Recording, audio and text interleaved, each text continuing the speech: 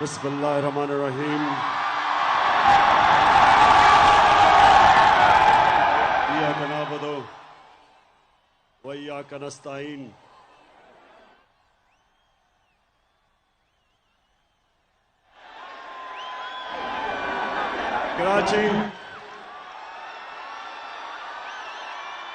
कराची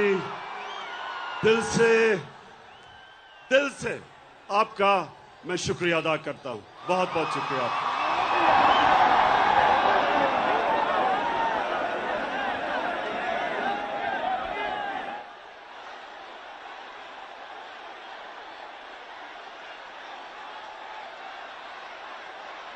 मेरे कराची के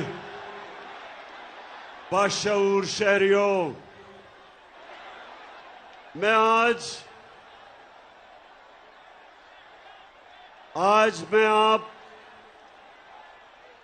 जो मैं आपके सामने आया हूं, बड़ी खास बातचीत करने आया हूं, क्योंकि मसला आपके मुस्तकबिल का है। कराची के लोगों, मसला आपके बच्चों के मुस्तकबिल का है। इसलिए मैं आज आया हूं और मुझे बड़ी खुशी है कि आज मैं सारी जगह पाकिस्तान के झंडे देख रहा हूं, क्योंकि मसला तहरीक इंसाफ का नहीं, पाकिस्तान का मसला है।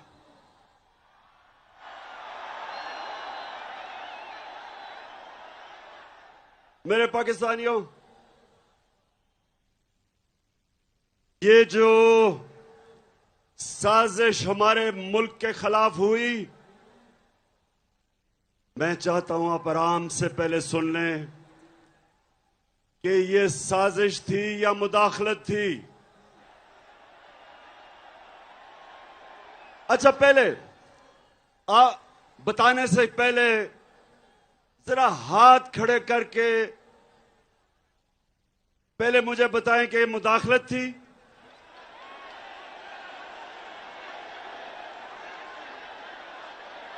और आप वो बताएं कि ये साजिश थी।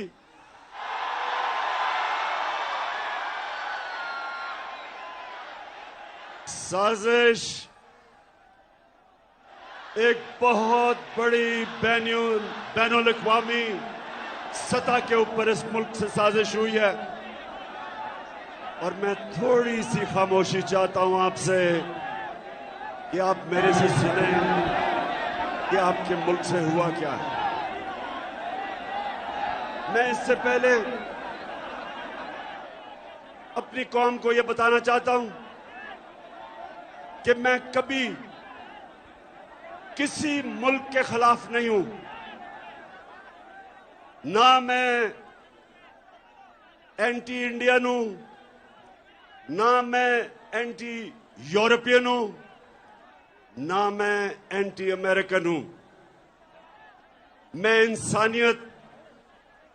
दुनिया में इंसानियत के साथ हूं। मेरा रब रब्बुल आलमीन है, सब इंसानों का खुदा है,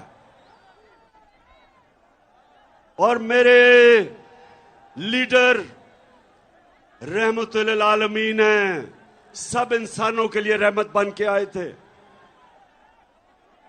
इसलिए मैं किसी कौम के खिलाफ नहीं। अमेरिका में हमारे सबसे ताकतवर पाकिस्तानी कम्युनिटी है, पाकिस्तानी अमेरिकन। वो बड़ी मजबूत और ताकतवर कम्युनिटी है।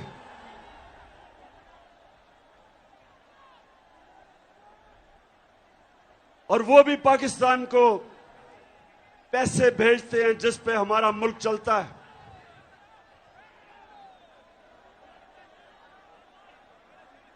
लेकिन मेरे पाकिस्तानियों, मैं दोस्ती सबसे चाहता हूं, गुलामी किसी से नहीं चाहता।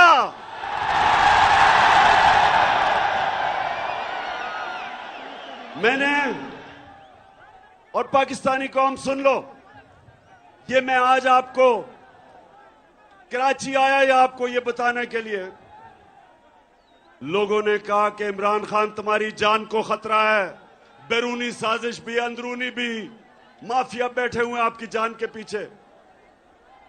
पाकिस्तानियों, मेरी जान इतनी जरूरी नहीं जितनी आपकी आजादी इस मुल्क को जरूरत है। ये जो साजिश हुई है, ये आपको गुलाम रखने की साजिश हुई है। एक मीर जाफर को हमारे ऊपर मुसल्लत कर दिया है। नौजवानों जो तारीख नहीं जानते, मीर जाफर कौन था? मीर जाफर कौन था? मीर जाफर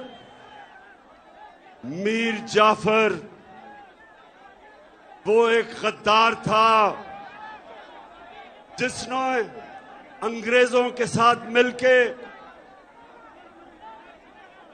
बंगाल का जो मुगल सल्तनत का गवर्नर था सिराजुद्दौला, उसने अंग्रेजों के साथ मिलके उससे गद्दारी की और बंगाल अंग्रेजों के हाथ में चला गया।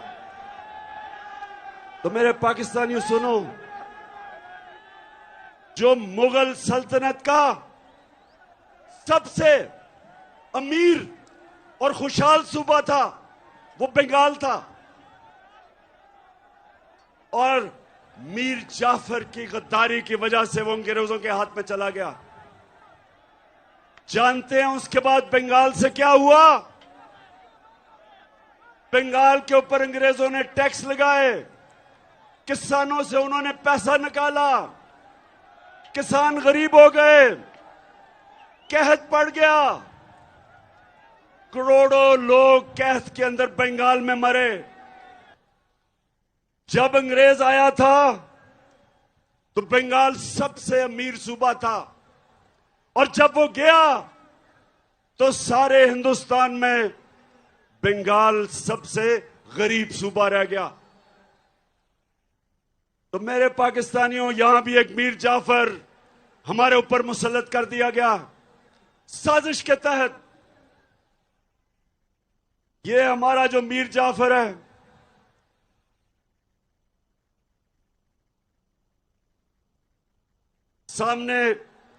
सामने उधर से उतर जाओ, वो गिर जाएगा। प्लीज नीचे उतर जाओ, उतर जाओ। नौजवानों, मेरी बात सुन रहे हो? नीचे आ जाओ, वहां नीचे आ जाओ, वो गिर जाएगा। असल में कराची वालों, ये ग्राउंड बहुत छोटी पड़ गई है। मेरे नीचे आ जाओ, नीचे आ जाओ, गिर जाएगा। जरा वो, शाबाश। अच्छा जी, हाँ, मैं डीजल पे आ रहा हूं, अभी डीजल पे आ रहा हूं। हमने डीजल की कीमतें नीचे की थी, ये अब आपकी डीजल की कीमतें बढ़ाने वाले हैं। अच्छा, तो मेरे पाकिस्तानियों, ये साजिश क्या हुई? आज से 3-4 महीने पहले हमें पता चला कि अमेरिकी सफारत खाने में उन्होंने ऑपोजिशन के लोगों से मिलना शुरू किया, और जिन लोगों ने हमारे से अपने जमीर बेच के जो लौटा हुए थे, इनसे भी मुलाकातें करनी शुरू कर दी। और फिर वो कई सहाफी जो खास तौर पे इस साजिश में मुलव्वस थे, वो भी अमेरिकी में एम्बेसी में और सफारत खाने में उनकी भी मीटिंग्स होनी शुरू हो गई। एक सहाफी ने मुझे 3 महीने पहले बताया, कहता आपको पता है कि हमारे ऊपर बड़ा पैसा खर्च हो रहा है, तो साजिश तो पहले से हो रही थी। फिर क्या होता है? अमेरिका में हमारे एम्बेसडर की मुलाकात होती है अमेरिकी ऑफिशियल डोनाल्ड लू के साथ, और ये सुने वो क्या कहता है। पाकिस्तानियों सुने ये क्या कहता है। वो पाकिस्तान के एम्बेसडर को कहता है कि अगर तुमने इमरान खान को, और उसे पता था कि अदम एतमाद दर्ज हो रहा है, असेंबली में टेबल हो रहा है, उसे पता था, अभी असेंबली में आया नहीं था। उधर वो कहता है कि अगर इमरान खान के खिलाफ अदम एतमाद कामयाब ना हुआ तो पाकिस्तान के ऊपर बड़ी मुश्किलों का सामना करना पड़ेगा। धमकी दी। और फिर कहता कि अगर अदम एतमाद इमरान खान के खिलाफ कामयाब होगी तो पाकिस्तान को माफ कर दिया जाएगा।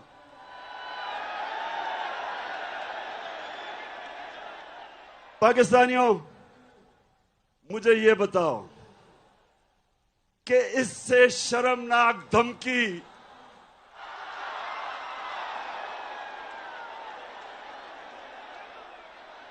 मुझे पता था ये होना है। तो पाकिस्तानियों, इससे शर्मनाक धमकी 22 करोड़ लोगों की कौम को दी जा रही है। और किसको दे रहे हैं? मुल्क के प्राइम मिनिस्टर को, इलेक्टेड प्राइम मिनिस्टर को। जरा कराची के लोगों ये गौर से सुनो, और जो भी आज ये सारे पाकिस्तान में हमारे लोग निकले हुए हैं, पाकिस्तानी निकले हुए हैं इस साजिश के खिलाफ, सब सुने। सवाल, मासूमाना सवाल यह है कि प्राइम मिनिस्टर तो मैं हूं, तो वो धमकी किसको दे रहा है कि प्राइम मिनिस्टर को हटाओ? प्राइम मिनिस्टर तो मैं था, और वो धमकी दे रहा है कि प्राइम मिनिस्टर को हटाओ। किससे वो कह रहा है बात? किससे मुखातिब है? और उसके बाद साजिश शुरू। हमारे 20 मेंबर ऑफ पार्लियामेंट, उनके जमीर जाग जाते हैं। उनको एकदम पता चलता है कि जो हो तहरीक इंसाफ तो बहुत बुरी है। साथ 20-25 करोड़ जेबों में डाल लेते हैं, और उसके बाद जो हमारे इत्तेहादी हैं वो भी छोड़ना शुरू कर देते हैं। तो बताओ पाकिस्तानियों के ये साजिश थी या नहीं? हाथ खड़ा करके बताओ। कौन से मुल्क को इस तरह की धमकी दी जाती है? फिर मेरे पाकिस्तानियों, मैं जरा आज आपसे दिल की बात करना चाहता हूं कि फिर क्या होता है। फिर जनाब हमारे स्पीकर, डिप्टी स्पीकर, वो असेंबली में जाके क्या कहते हैं? उनको जब पता चलता है इस मरासले का, तो वो कहते हैं कि मेरी जो ओथ है, मेरा जो हल्फ है, जो कहता है कि पाकिस्तान की सलामती और पाकिस्तान की खुददारी की मैं हिफाजत करूंगा, ये मुझे इजाजत नहीं देता इस मरासले में जिसमें वाज़ेह तौर पे अदम एतमाद का लिखा हुआ है। और उसने कहा कि मैं अर्जन करता हूं। उसके बाद जो होता है, सुप्रीम कोर्ट फैसला कर देता है। बड़ी हमें तकलीफ होती है, हम सुप्रीम कोर्ट का फैसला मान लेते हैं। फैसला ऐसा होता है कि हमारे हाथ बन जाते हैं। असेंबली में यह भी बता दिया जाता है कि किस वक्त आपने वोटिंग करवानी है। लेकिन मेरे पाकिस्तानियों, आज मैं आप सबके सामने जो बात करना चाहता हूं वो ये कि जो रात के 12 बजे अदालतें खुल गई, मैं पूछना चाहता हूं कि मैं वो क्या जुर्म करना था जो आपने अदालतें खोल दी।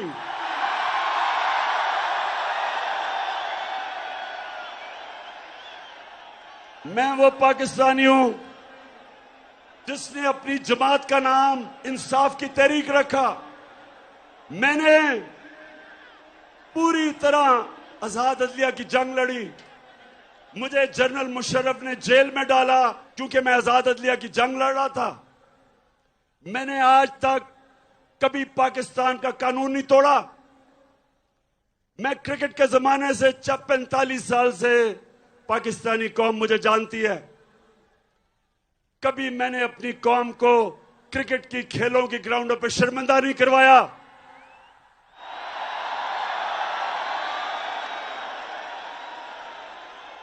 कभी इमरान खान का नाम मैच फिक्सिंग में नहीं आया।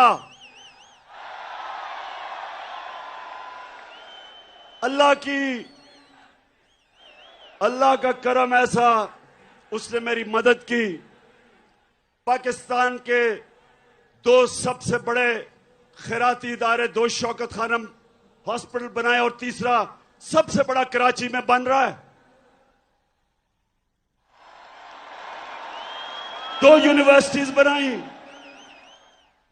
नमल और अलकादर, जिधर 90% बच्चों का मुफ्त तालीम मिलती है।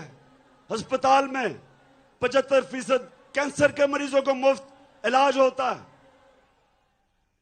और मुझे पाकिस्तान के सुप्रीम कोर्ट ने सादिक और अमीन का वाहिद सियासतदान हूं।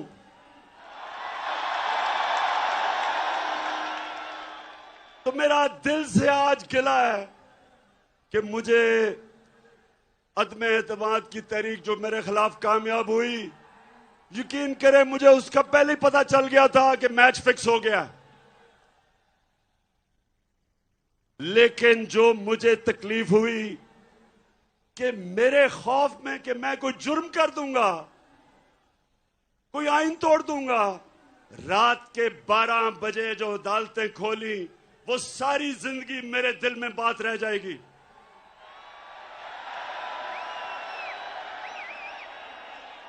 और मैं अपनी अदलिया से 2 और सवाल पूछता हूं कि क्या जब डिप्टी स्पीकर ने अपनी ओथ को सामने रखते हुए, मैं ये सवाल पूछता हूं कि जब उसने वो कहा था कि मुरासला यानी जो साइफर, जो पेपर था, जो डॉक्यूमेंट था, क्या सुप्रीम कोर्ट को कम से कम उसको इन्वेस्टिगेट नहीं करना चाहिए था? इतना बड़ा मुल्क के प्राइम मिनिस्टर को धमकी मिल रही है कि नो कॉन्फिडेंस कामयाब होगी तो हम ताल्लुकात अच्छे रखेंगे। और फिर ये भी कहते हैं, ये सुने जरा, कि अगर वो कामयाब हो गई तो उनको पता था किसने आना है। मीर जाफर अचकन सलवा के तैयार बैठा था और उन्हें पता था कि जैसे ही मीर जाफर आएगा तो वो बड़े जूते पॉलिश करने का वो एक्सपर्ट है, चेरी ब्लॉसम।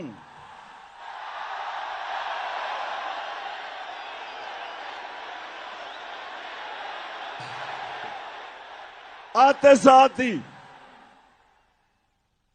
साथ ही चेरी ब्लॉसम को हुक्म मिला, मीर जाफर को, कि डू मोर करो, दहशतगर्दी के खिलाफ अभी और काम करो। मेरे दौर में एक दफा, सुने कराची के लोगों, एक दफा सदर ट्रंप, उसने पाकिस्तान को कहा कि हम दहशतगर्द, पाकिस्तान से दहशतगर्दी हो रही है। अभी भी आप ट्वीट देखें जो उसको मैंने जवाब दिया। मैंने उसको यह जवाब दिया कि पाकिस्तान वो मुल्क है जिसने सबसे ज्यादा आपकी जंग में कुर्बानियां दी हैं। बजाय हमारा शुक्रिया अदा करने के लिए, अभी भी मेरी ट्वीट है, और सदर ट्रंप के साथ जब मैं अमेरिका गया, आप उठा के देखें कि कभी भी शायद ही किसी पाकिस्तान के प्राइम मिनिस्टर को वो इज्जत मिली जो उसने मुझे अमेरिका में इज्जत दी थी। पाकिस्तानियों, नया बनेगा पाकिस्तान, डट के खड़ा है अब इमरान। नया बनेगा पाकिस्तान, डट के खड़ा है अब इमरान। ठीक करेगा सब कप्तान। नया बनेगा पाकिस्तान, नया बनेगा पाकिस्तान, नया बनेगा पाकिस्तान। डट के खड़ा है अब इमरान। नया बनेगा पाकिस्तान। तो मेरे कराची के बाशऊर शहरियों, मैं अमेरिकनों को अच्छी तरह जानता हूं, मैं यूरोपियंस को अच्छी तरह जानता हूं, इन सब सियासतदानों से मैं बेहतर जानता हूं। आप जब अपने मुल्क की दिफा करते हैं, अपने मुल्क के मफादात के लिए आप स्टैंड लेते हैं, वो आप पे प्रेशर जरूर डालते हैं, लेकिन आपकी वो इज्जत करते हैं। लेकिन जब अब उनके बूट पॉलिश करते हैं चेरी ब्लॉसम से, वो इज्जत नहीं करते।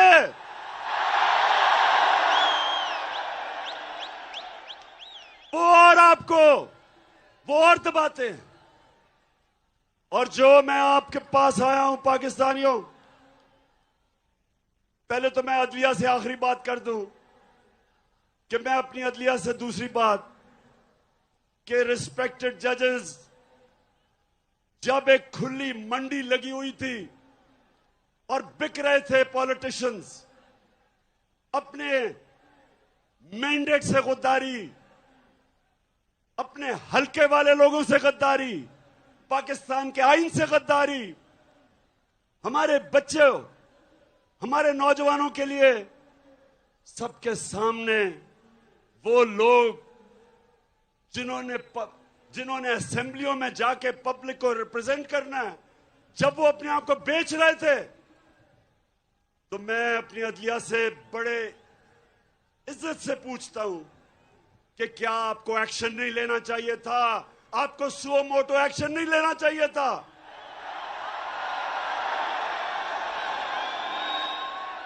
क्या ये हमारा आईन इसकी इजाजत देता है? बताएं, इजाजत देता है कि आपसे वोट लेके आए और वहां जाके अपने आप को 20 करोड़ रुपए पे अपना जमीर बेच दें और फिर एक बाहर की साजिश का हिस्सा बन के अब गवर्नमेंट गिरा दें? पाकिस्तानी कौम जिधर भी आज ये देख रहे हैं, क्योंकि सारी पाकिस्तान में मेरे सुन रहे हैं, आपने इन जमीर फरोशों को कभी माफ नहीं करना।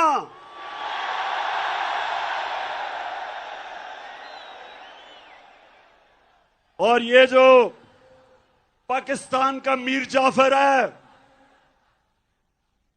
ये जो हर जगह सूट पहन के और टाई पहन के फिरता है अपनी आंखों को बताने के लिए, जी मैं भी आप ही की तरह हूं, इसको मुझे ये बताएं कि ये इंपोर्टेड हुकूमत नहीं, आवाज नहीं आ रही, इंपोर्टेड हुकूमत। मैं अपने सारे पाकिस्तान, जितने भी पाकिस्तानी और बैरून मुल्क पाकिस्तानियों को आज खास तौर पे मैं यहां से आपको सलाम पेश करता हूं कि जिस तरह आप निकले हुए हैं, आप इस साजिश के खिलाफ निकले हुए हैं, मैं आज आपको सलाम करता हूं। तो मेरे कराची के बाशऊर शहरियों और जितने भी पाकिस्तानी आज सारे पाकिस्तान में ये देख रहे हैं, मैं जो आपको पैगाम देना चाहता हूं वो सबसे बड़ा ये है कि अगर ये साजिश कामयाब हो जाती है तो यह याद रखना कोई पाकिस्तान का प्राइम मिनिस्टर अमेरिका की धमकी के सामने खड़ा नहीं होगा।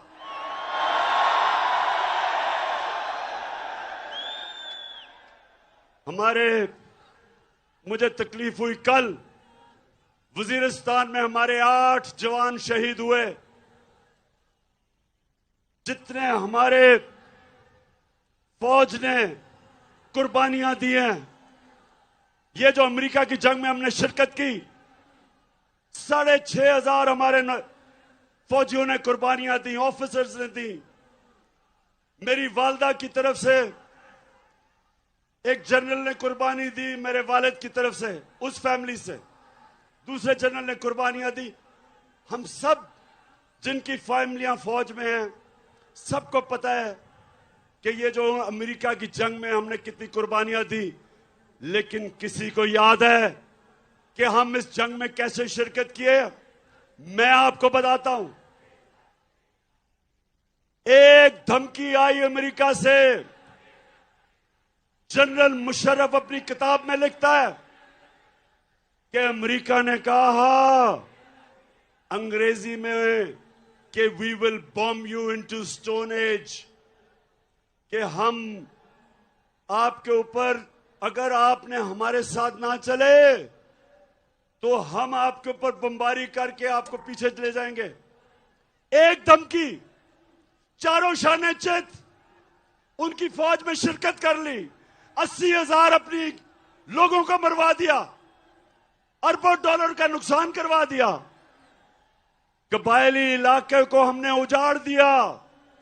35 लाख लोग कबायली इलाकों से नकल मकानी की और कई कराची में आ गए। पूछे उनके ऊपर क्या गुजरी।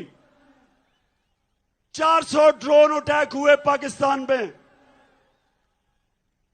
ड्रोन अटैक्स में एक दफा स्कूल के बच्चे, 60 स्कूल के बच्चे मर गए। कई दफा जनाजों पे ड्रोन अटैक, शादियों पे ड्रोन अटैक, गांव के अंदर 400 ड्रोन अटैक हुए। तो सवाल ये पूछता हूं मैं कि एक धमकी दी अमेरिका ने और हमने अपने मुल्क की तबाही की, तो मेरे से जब क्या गिला अमेरिका को? मेरे अमेरिका का क्या बिगाड़ा है? मैंने सिर्फ उनको यह कहा, जब मेरे से इंटरव्यू में पूछा कि आप अमेरिका को बेच देंगे, यानी कि फिर से उनकी जंग में शरीक होंगे, तो तब मैंने कहा एब्सोल्युटली नॉट। पाकिस्तानियों सुनो गौर से मेरी बात। एक मुल्क का प्राइम मिनिस्टर वो मुल्क के बाप की जगह रखता है। उसकी कौम, उसके बच्चे होते हैं। 22 करोड़ पाकिस्तानी, जब मैं प्राइम मिनिस्टर था, मेरी जिम्मेदारी है मैं उनको किसी की जंग में ले जाऊं और मेरे लोग शहीद हों, मेरी फौजी शहीद हो, ये मेरी जिम्मेदारी है। मैं कभी अपने लोगों को किसी और मुल्क के लिए कुर्बान नहीं कर सकता।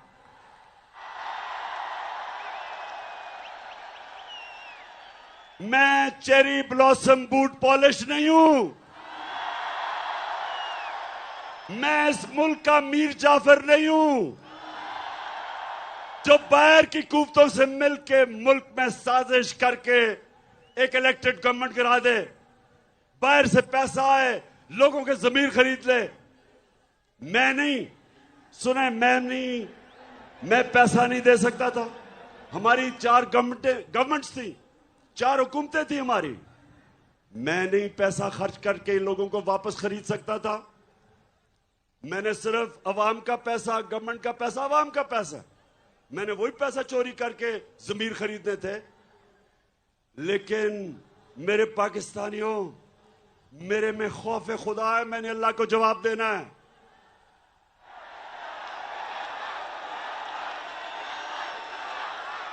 और मैं क्या अपने नौजवानों के लिए, अपने बच्चों के लिए मैं क्या मिसाल दूंगा कि मैं अपनी हुकूमत बचाने के लिए रिश्वत दे रहा हूं, जमीर खरीद रहा हूं। क्या जवाब दूंगा मैं अल्लाह को और अपनी अवाम को? बेहतर है कि हुकूमत चली जाए, लेकिन अपने और आप नौजवानों याद रखो, कभी अपने जमीर का सौदा ना करना, कभी ना करना, क्योंकि थोड़ी देर तो पैसा मिल जाता है, बाकी जिल्लत ही जिल्लत है। ये अब लोटे जमीर फरोश जब पब्लिक में आएंगे,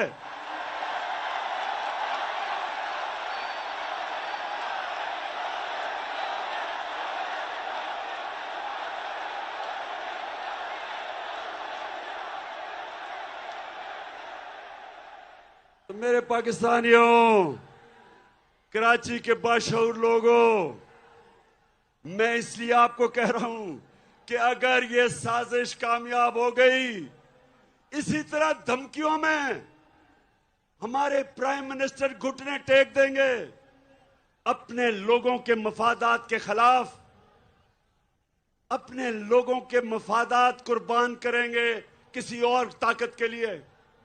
इसलिए जरूरी है कि ये मीर जाफर की हुकूमत को हम कामयाब ना होने दें। तो पाकिस्तानियों, फिर सुने, एक जनरल मुशर्रफ ने घुटने टेके उनकी जंग में ले जाने के लिए, और दूसरी तरफ उसने पता कब घुटने टेके? कोंडालीजा राइस, जो उनकी अमेरिका की सेक्रेटरी ऑफ स्टेट थी, वो अपनी किताब में लिखती है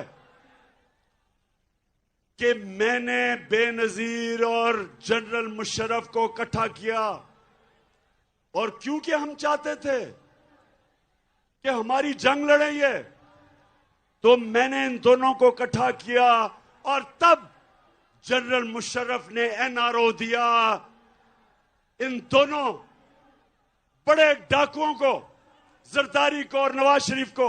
ये तब एनआरओ दिया गया, सारे इनके करप्शन के केसेस माफ कर दिए गए, ये फिर वापस आए। 10 साल इन्होंने मुल्क को लूटा, 10 साल मेरे ऊपर पहले दिन से प्रेशर डाला कि इनको एनआरओ दो, आज गवर्नमेंट करा देंगे, कल लॉन्ग मार्च कर देंगे। सारा वक्त इन्होंने मुझे ब्लैकमेल करने की कोशिश की कि हम इनको एनआरओ दे दूं। मैंने इनको तब कहा, मुझे फख्र है कि मैंने अल्लाह से वादा किया था कि मैं कभी अपनी कौम से गद्दारी नहीं करूंगा।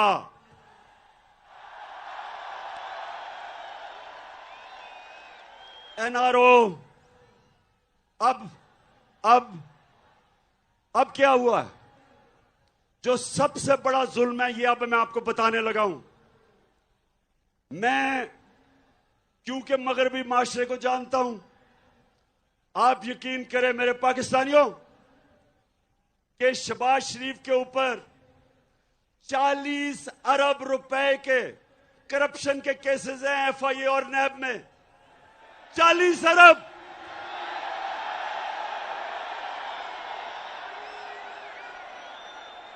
जो मैं मगरबी माशरा जानता हूं, अपने मुल्क में अगर ये शहबाज शरीफ वहां होता और इसके ऊपर 40 अरब रुपए के करप्शन के केस होते, तो इसको मकसूद चपड़ासी भी ना रख सकते। हमारे मुल्क की तौहीन, इससे ज्यादा तौहीन क्या हो सकती है कि एक बेल के ऊपर, एक जमानत के ऊपर आदमी, उसको मुल्क का हमने प्राइम मिनिस्टर बनवा दिया है। इन्होंने बनवाया। अपने मुल्क में इनके क्या इखलाकी स्टैंडर्ड्स हैं, और हमारे मुल्क में इसको ऊपर मुसल्लत किया है। यानी ये हमें कितनी नीची नजर से देखते हैं। पाकिस्तानियों, ये हमें क्या समझते हैं कि एक जमानत के ऊपर डाकू को प्राइम मिनिस्टर बना दिया, और जमानत में इसका जो बेटा है वो चीफ मिनिस्टर पंजाब का बन गया। सोचें, सारी पाकिस्तानी कौम, मैं आप सबको कहता हूं कि गौर से सोचे कि हमारे मुल्क से हो क्या रहा है, कहां उनकी जमहूरियत और उनकी मॉरल स्टैंडर्ड्स, उनकी अखलाकियात, और हमारे मुल्क से क्या किया जा रहा है। इनको इसलिए चोरों को मुल्क के सरबराह बनाते हैं क्योंकि ये चोर बड़ी आराम से इस्तेमाल हो सकते हैं। इनका अपने पैसे बचाने के लिए ये हर गलत काम करने के लिए तैयार हो जाते हैं, इसलिए इनको लेके आते हैं सामने। और अभी से ही, पहले से ही वो सिग्नल दे रहा है जी कि बेगर्स आर नॉट चूजर्स। उनको पहले ही पैगाम पहुंचा रहा है कि जो कौम मकरूज होती है उसको गुलामी करनी पड़ती है। शहबाज शरीफ, तुम्हें गुलामी करनी पड़ती है, ये कौम गुलामी नहीं करेगी।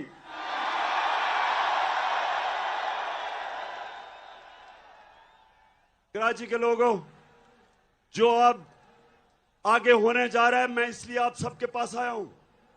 अब ये क्या करेंगे? जब आपने बाहर से साजिश के तहत हमारे ऊपर अमेरिकनों ने इसको मुसल्लत कर दिया है, अब ये क्या करेगा? सबसे पहला काम इसने क्या किया कि जो 16 अरब के इसके ऊपर केसेस थे, जो नौकरों के नाम पे इसने 16 अरब रखे हुए थे, जिस FIA ने इन्वेस्टिगेट किया था, जिस ऑफिसर ने, सबसे पहले इसने उसको फारग किया, सबसे पहले उसको निकाला है। फिर लाहौर नैब पे इन्होंने फिर आदमी लेके आया है जो इनके केस खत्म करेगा और दूसरों के ऊपर केस बनाएगा, इंतकामी कार्रवाई करेगा। ये है पाकिस्तानियों, ये है पाकिस्तान जिधर आज खड़ा कर दिया है कि वो लोग जो 30 साल से मुल्क को लूट रहे थे, उनको वापस मुसल्लत किया हमारे ऊपर। और वो अब क्या करेंगे कि हमारे दौर में जिन ऑफिसर्स ने बड़ी मुश्किलों से, ऑफिसर्स डरते थे इनके खिलाफ एक्शन लेते हुए, तो जिन ऑफिसर्स ने इनके खिलाफ अपनी ड्यूटी करते हुए इनकी चोरी पकड़ी थी, अब उनके ऊपर इंतकामी कार्रवाई होगी। क्या मिसाल जाएगी बाकी गवर्नमेंट ऑफिसर्स को, ब्यूरोक्रेट्स को? सब डरेंगे, सब डरेंगे इनके कभी भी आगे ताकतवर के ऊपर एक्शन लेते हुए। कराची के बाशऊर लोगों और सारे पाकिस्तानी जो देख रहे हैं, हमेशा हमारे नबी सल्लल्लाहु अलैहि वसल्लम की हदीस याद रखो। उन्होंने कहा, आज से तकरीबन 1500 साल पहले उन्होंने कहा कि वो कौमें बर्बाद हो जाती हैं जिधर जब छोटा चोर चोरी करे तो जेल में, और बड़ा डाकू चोरी करे तो इंसाफ का निजाम उनको नहीं पकड़ सकता। उन्होंने बताया कि ये है वजह कौमों की बर्बादी की। और पाकिस्तानियों, ये देख लो आपके सामने कि सारे चोर आ गए हैं वापस।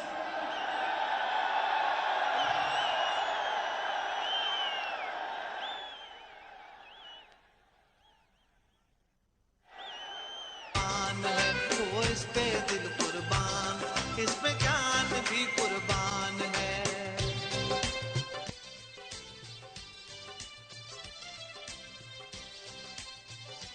उधर जो मास्टरमाइंड था इस सारी साजिश का, लंदन में बैठ के जो ये सारी साजिश कर रहा था, जो यहां कानून से झूठ बोल के दूसरी दफा भागा। पहली दफा मुशर्रफ के दौर में इसने मुआहदा करके सऊदी अरेबिया भाग गया। अब यहां झूठ बोल के कि जनाब मरने वाला है, बड़ा बीमार है, ये लंदन चला गया।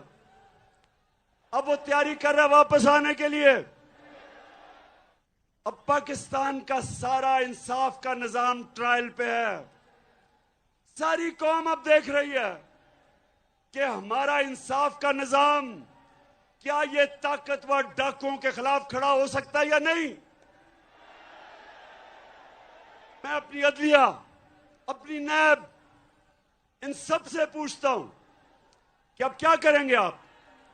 इन्होंने तो पहले अपने सारे करप्शन के केसेस माफ करवाए हैं, अब जब फिर करेंगे ये सारा, ये वो हमारे मुल्क को नुकसान पहुंचाने वाले हैं जो कोई दुश्मन नहीं पहुंचा सकता। इसलिए मैं आपके पास आया हूं। ये वक्त है मेरे पाकिस्तानियों, ये वक्त है आप सबको अपने मुस्तकबिल के लिए, आप सबको निकलना है, अपनी गलियों में निकलना है, गांव में निकलना है, शहरों में निकलना है। ये आपने जुल्म, नाइंसाफी, साजिश अगर आपने ये कबूल कर ली इस मुल्क में, मैं आज आपको कह रहा हूं आपके बच्चे आपको माफ नहीं करेंगे। एक दफा एक कौम करप्शन को बुरा नहीं समझती। जब वो करप्शन को एक्सेप्ट कर जाती है, जब बुराई को बुरा नहीं समझती, तो वो कौम की तबाही हो जाती है, वो कौम नहीं बचती। मौलाना रूमी ने यही कहा कि जब कौम अच्छे और बुरे की तमीज खत्म करती है, मर जाती है। हमारे लिए ये एक डिफाइनिंग मोमेंट है। मैं फिर से कहता हूं कि मुझे बड़ा काजी आपके खिलाफ साजिशें हैं, आपकी जान को खतरा है, मेरी जान से ज्यादा पाकिस्तान को खतरा है। ये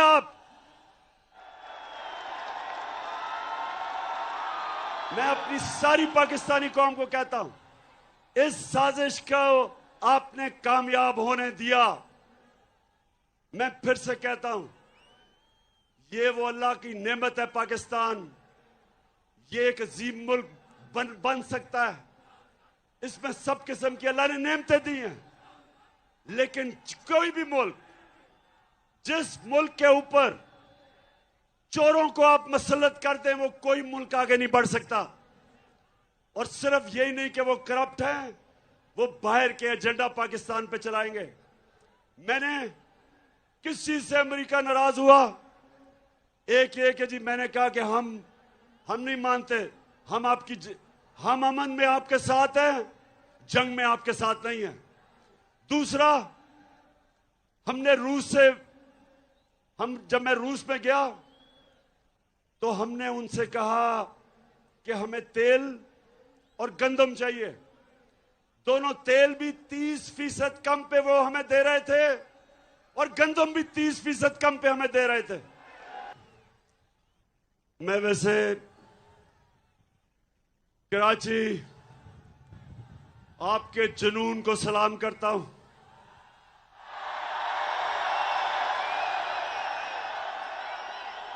आपके शऊर को सलाम करता हूं।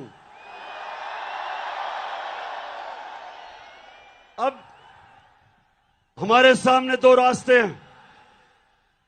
अब मैं सारी पाकिस्तानी कौम को कह रहा हूं, दो रास्ते हमारे सामने। हम जब नमाज पढ़ते हैं, हम अल्लाह से सिर्फ एक चीज मांगते हैं कि अल्लाह उनके रास्ते पे लगा जिनको तूने नेमतें बख्शी, उनके रास्ते पे नहीं जो तबाही का रास्ता है। हमारी कौम के सामने ये दो रास्ते आ गए, जिसकी वजह से यहां आया हूं मैं। एक तरफ रास्ता है ला इलाहा इल्लल्लाह का रास्ता, अल्लाह तेरे सिवा कोई किसी के सामने हम सजदा नहीं करते।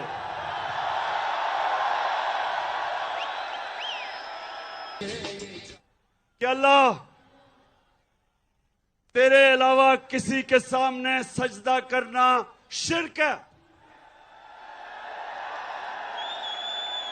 हम अमेरिका, हम इनसे दोस्ती कर लेंगे, लेकिन इनसे के सामने गुलामी नहीं करेंगे।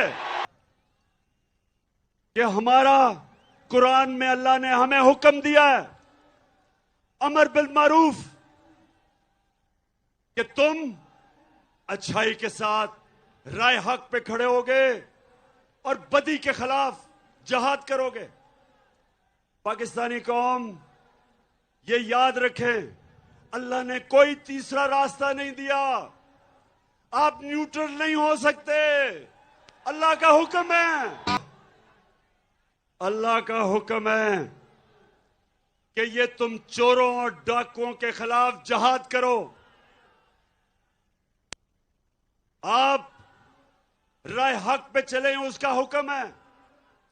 आप ये नहीं कह सकते मैं तीतर और बटेर हूं, या एक है या दूसरा है। तो मेरी सारी कौम को आज मैं पैगाम देना चाहता हूं, चाहे वो नून लीग के लोग हैं, चाहे वो पीपल्स पार्टी, चाहे वो MQM, सबको मेरा पैगाम है कि अल्लाह का हुक्म है। इस वक्त जब एक बड़ी साजिश होके एक मुल्क में रिजीम चेंज की गई और मीर जाफर को ऊपर बैठा दिया, आप सब पे फर्ज है कि पहले तहकीकात कर लें। और हमने कहा है कि जो मुरासला है, ये जुडिशल कमीशन बैठे चीफ जस्टिस के नीचे, और उसके बाद फैसला करें कि ये ठीक है या नहीं है, क्योंकि हमें पता है साजिश हुई है।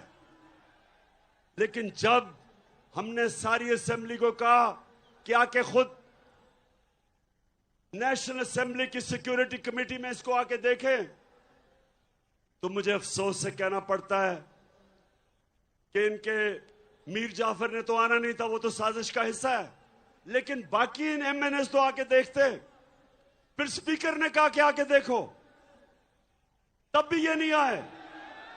तो अगर ये आपको पता है, आपको जब ये पता चल जाए कि ये इस जो मुरासले में वाकई रिजीम चेंज का और नो कॉन्फिडेंस का लिखा हुआ है, तो उसके बाद आप कैसे इनका साथ दे सकते हैं?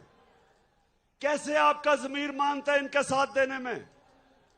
कैसे आप एक बैरूनी साजिश का हिस्सा हो सकते हैं? तो मैं आप सबको कहता हूं कि ये टाइम है, आप सारे पाकिस्तानी मिलकर निकलें और कहें, एक डिमांड कहें कि हमें इलेक्शन चाहिए, हमें इलेक्शन चाहिए।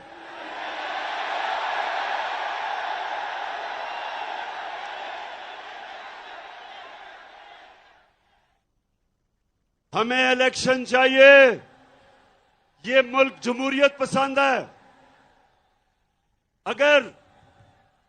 अगर ये वाकई लोग इस मीर जाफर को पसंद करते तो इलेक्शन में जीत जाओ, लेकिन ये कभी इलेक्शन नहीं करवाएगा। ये इलेक्शन इसलिए नहीं करवाएगा कि इसने पहले आके हर किस्म की इंतकामी कार्रवाई करनी है। मैं आज सारे पाकिस्तानियों को बता रहा हूं कि इन्होंने ये जो foreign funding case Pakistan Tehreek Insaf पे डाला है, इससे कोशिश करेगा कि किसी तरह मैच से ही बाहर हो जाए तहरीक इंसाफ। बात सुनो पाकिस्तानी मीर जाफर, गौर से बात सुनो। मैं ये चाहता हूं कि तुम्हारी पार्टी का, पीपल्स पार्टी का और तहरीक इंसाफ का इकट्ठा हमारी फंडिंग का केस इकट्ठा सुना जाए। और मैं आप सबके सामने दावा करता हूं, मैं ये दावा करता हूं कि सिर्फ एक पार्टी की पॉलिटिकल फंड रेजिंग है पाकिस्तान की तारीख में, और उसका नाम तहरीक इंसाफ है। ये मैं आपको शरीफ माफिया की डॉक्ट्रिन बता दूं। ये क्या करेंगे, हर जगह पहले अपने अंपायर खड़े करेंगे, इलेक्शन कमीशन में अभी अपने लोग भरेंगे ताकि इलेक्शन में धांधली करें, ब्यूरोक्रेट्स अपने लेके आएंगे, FIA के अंदर केसेस करेंगे हमारे खिलाफ, नैब में झूठे केसेस बनाएंगे, और फिर कोशिश करेंगे कि धांधली करके किसी तरह मीर जाफर फिर आ जाए। मैं आज सारे पाकिस्तान को कहना चाहता हूं कि हम मजबूत इदारे चाहते हैं। हम नहीं चाहते कि हमारे इदारों को किसी तरह कोई कमजोर करे। मजबूत अदारे से मजबूत कौम बनती है। लेकिन ये जो करने जा रहा है, जो इन्होंने हमारे सोशल मीडिया के लोगों को पकड़ा, मेरा पैगाम सुन लो कि अगर हमें दीवार से लगाया तो मुल्क को नहीं, आपको नुकसान पहुंचेगा। मेरी जमात और जितने भी हमारे लोग निकल रहे हैं, मेरा सबको पैगाम है कि हमने पुरअमन रहना है। हमने कभी किसी किस्म की टकराव की सियासत नहीं करनी। हमारे ही लोग हैं, हमारी पुलिस है, हमारी फौज है, हमारे इदारे हैं। हमने किसी किस्म का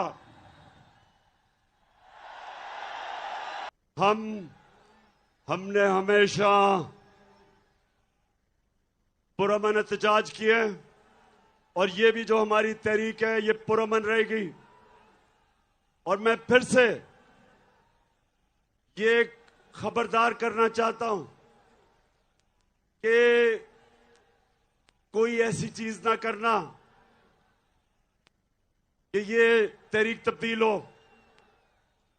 क्योंकि मैं किसी किस्म का अपने मुल्क को नुकसान नहीं देखना चाहता, ना किया है और ना इंशाल्लाह कभी हम होने देंगे।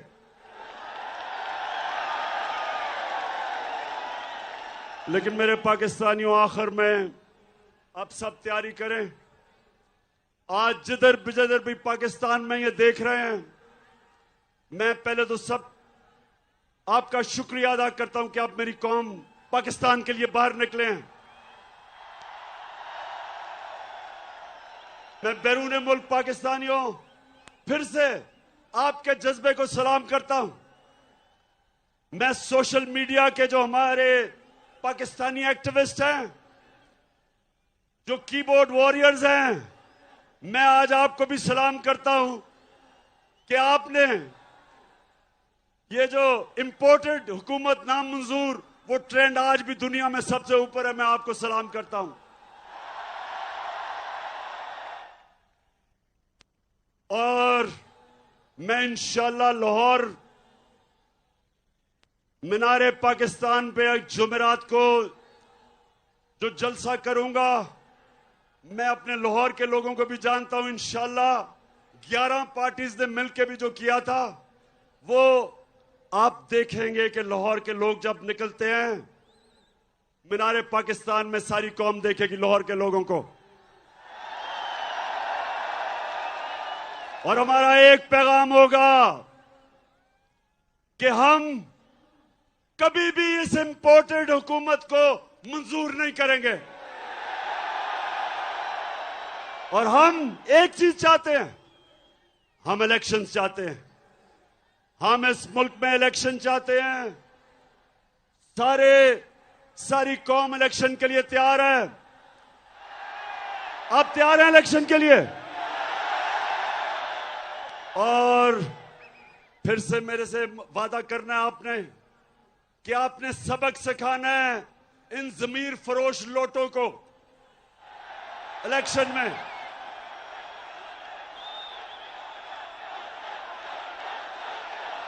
आखिर में अली जैदी, आपको और आपकी सारी टीम को मैं खराज तहसीन पेश करता हूं। जबरदस्त आपने ऑर्गेनाइज किया आज। मैं अपनी सारी फैमिलीज और ख्वातीन को आपको खराज तहसीन पेश करता हूं कि आप में जो जज्बा है, आप आई आज, फैमिलीज आई, बच्चे आए, और यही मैं चाहता हूं। आज 26 साल हो जाएंगे मेरी पॉलिटिक्स में। मुझे 26 साल के बाद पहली दफा नजर आ रहा है कि पाकिस्तानी कौम बन रही है। हम एक कौम बन रहे हैं। माशाअल्लाह, पाकिस्तान जिंदाबाद।